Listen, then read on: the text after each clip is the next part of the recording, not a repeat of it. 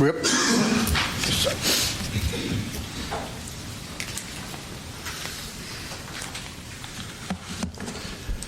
Francis Ripp. I write the Ripp report. I'm totally responsible for it. Congratulations, Matt. Remember, I voted for you for what that might be. Thank you. The Ripp report is a not-for-profit organization. And what I'm going to speak about today, I want to preface by saying that in the Marine Corps, I was in the military police. When I lived in Central America, I worked with the FBI, the DEA, and multiple American embassies. So I'm about as pro-police as you will get, but good policing.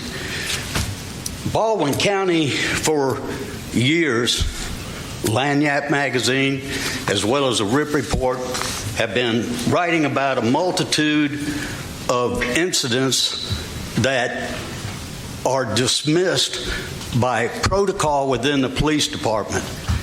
And when you look at the cases, and I'll recite a couple of them to you, being Mr. O.J. French first, okay, we're in the middle of that up in Bay Minette. That's what's spurring this, and this may be what breaks the camel's back on this.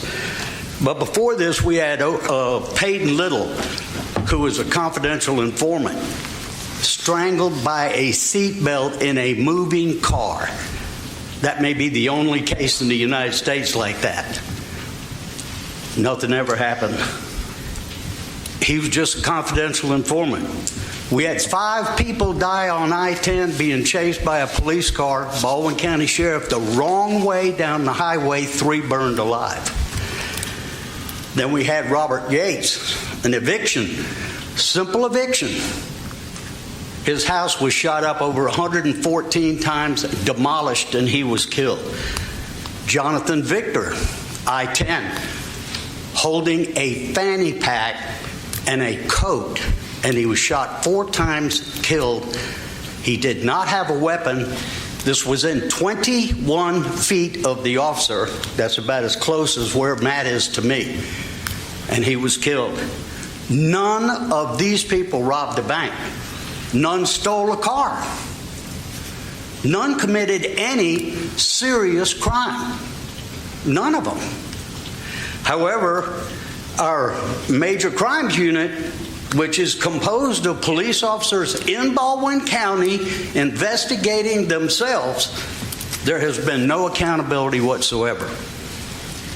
Now, and I feel like the Sheriff's Department has been hiding behind every type of immunity that they can get, and it's catching up.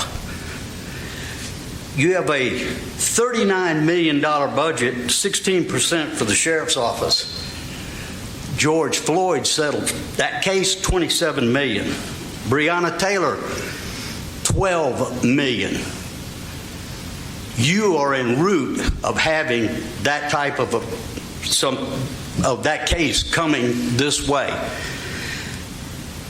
About a year ago, Matt was not here, but the other 3 commissioners were here.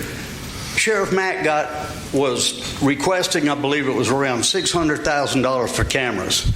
Now, I talked to people in jails and everywhere else. We got cameras. The cameras are everywhere. The selling point on those $600,000 for cameras to the commissioners was that this was going to provide transparency and accountability not only to the general public, but the police as well. That's not happened.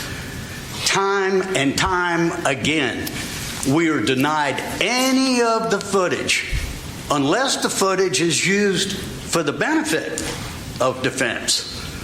That's not what we agreed to. We agreed to $600,000 for the cameras was going to be for the general public as well. You spoke earlier today about public safety. This is 9 people that lost their lives. And I think 1 out of the 9 had a gun. But not one of them was committing any major crime at the time of their death.